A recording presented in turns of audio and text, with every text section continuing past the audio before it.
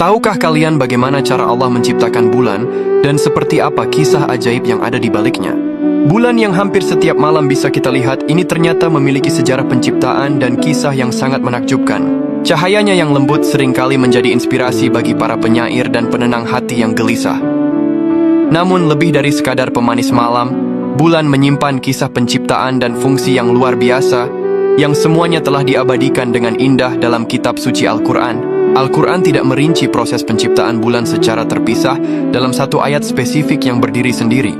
Sebaliknya, penciptaan bulan adalah bagian dari penciptaan alam semesta yang agung. Dahulu, Allah menciptakan langit dan bumi, termasuk matahari, bulan, dan bintang-bintang hanya dalam 6 masa. Kata hari atau masa di sini tidak selalu merujuk pada 24 jam seperti yang kita kenal, melainkan periode waktu yang bisa jadi sangat panjang sesuai dengan keagungan penciptaan Allah.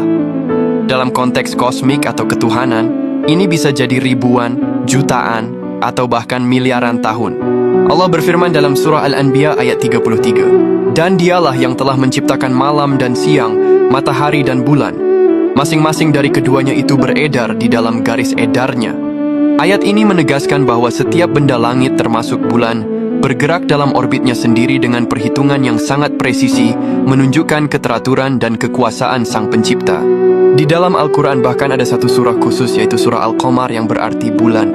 Surah Makkiyah ini memiliki fakta yang sangat menakjubkan pada ayat-ayat pembukanya, di mana ayat 1 dan 2 berbicara tentang salah satu mukjizat terbesar Nabi Muhammad, yaitu peristiwa terbelahnya bulan. Allah Subhanahu wa Ta'ala berfirman, "Telah dekat hari kiamat dan telah terbelah bulan.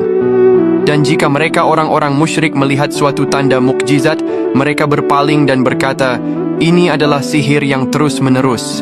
Kisah ini menceritakan bagaimana Nabi Muhammad menunjukkan bukti kenabiannya kepada kaum musyrik Mekah, yaitu dengan melakukan pembelahan terhadap bulan atas seizin Allah.